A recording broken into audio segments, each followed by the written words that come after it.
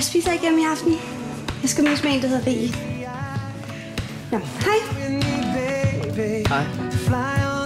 Jeg har det som om Freja, hun lyver over for os. Jeg tror ikke bare, du skal give noget mere plads. Hvad laver du, mand? Kør dog! Alright. Jeg skal da bare lige videre, mor. Shit, mand, det er min mor. Hej, mor.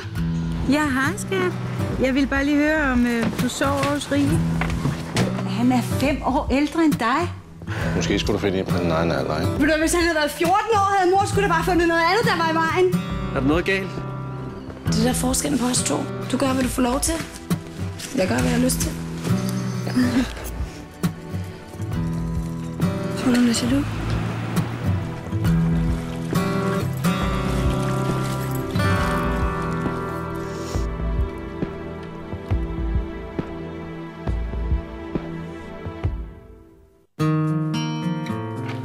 Hvis du kunne ændre noget i dit liv, hvad skulle det så være? Jeg tror måske, jeg har fundet ud af, hvordan jeg kan blive rigtig glad. Nå, hvad kan jeg så gøre for jer to? Du må ikke sige nej, vel? Jeg siger altid nej. Jeg er advokat. Jeg har fået en del. Sten siger, han også gerne vil hjælpe mig. Du har fået din storebror til at hjælpe dig. Kaffe til salg. Så tænkte jeg, at vi måske kunne lave et lille tehus. Ja.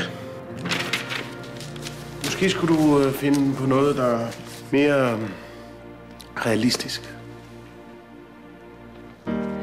Så bliver jeg glad for, når jeg tænker på, at jeg engang skal være gravid. Det skulle være kønssyn, hva'? Mig. Så en helt håndfuld skrigende unger, der render rundt i køkkenet. Det ville da klæde dig.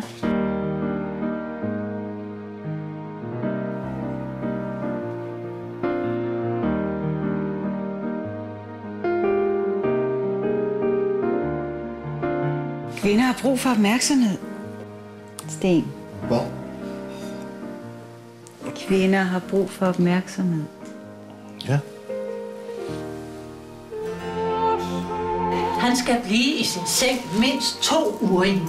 Jeg har en generalforsamling i weekenden. Hvis ikke du tager det her alvorligt, så dør du af det.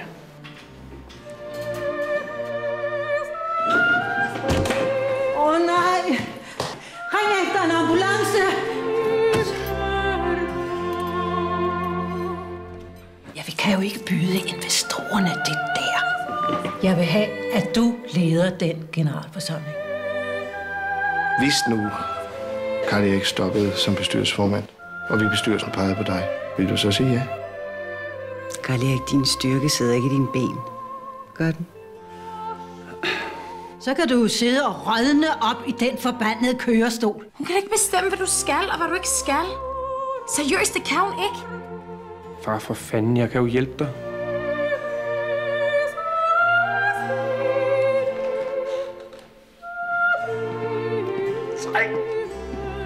Du skal altså passe på min farfar. Han er en gammel mand. Og ung dame.